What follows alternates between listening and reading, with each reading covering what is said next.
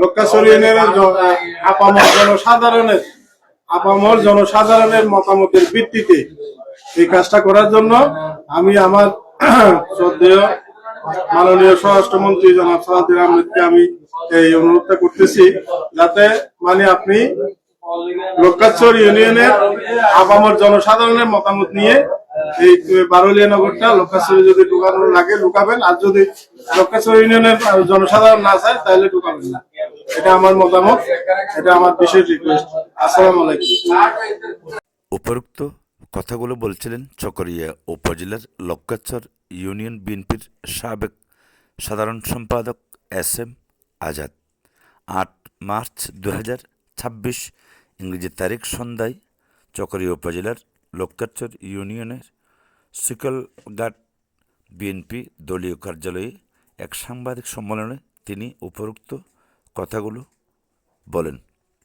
এ সময় সকলেই একটি দাবি জানান, সম্প্রতি সময়ে শুরু হওয়া ষড়যন্ত্রের আদলে লোকাছড়ি ইউনিয়নের সাথে কাকারা ইউনিয়নের একটি পাহাড়ি গ্রাম বারুলিয়া নগর, এটিকে সংযুক্ত করার পায়তারা করছে লোকাছড়িরই একটি কুচক্রী মহল।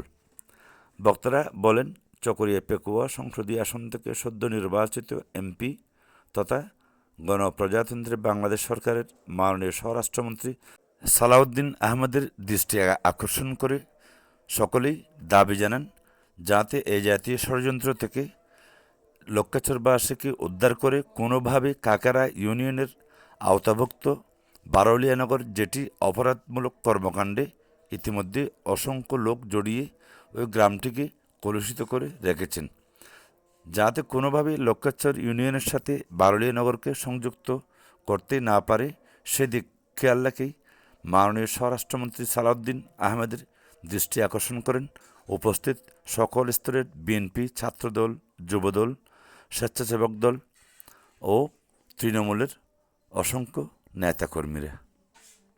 সময় উপস্থিত ছিলেন বিএনপি নেতা আবু তালেব চৌধুরী, সাবেক ছাত্রনেতা ও বিএনপি নেতা আলহাজ মোহাম্মদ শফিউল্লাহ, বিএনপি নেতা আব্দুর রহমান, বিএনপি নেতা আলহাজ কামাল উদ্দিন, যুবদল নেতা ফরহাদ কাউসার, বর্তমান বিএনপির লোকাছড়ি ইউনিয়নের সাধারণ সম্পাদক জসিমউদ্দিন সহ আরও অন্যান্য নেতৃবৃন্দ।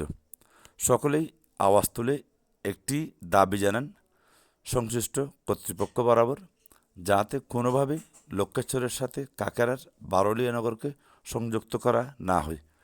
একজন বক্তা দাবি করেন, লোকাছড়ি থেকে একটি কুচক্রী গোষ্ঠী, তারা বিভিন্ন সুবিধার্থে এই জাতীয় কর্মকাণ্ডে লিপ্ত হয়ে বারুলিয়া নগরকে লোকাছড়ির সাথে সংযুক্ত করার পায়তারা করে আসছে অনেক দিন যাবৎ।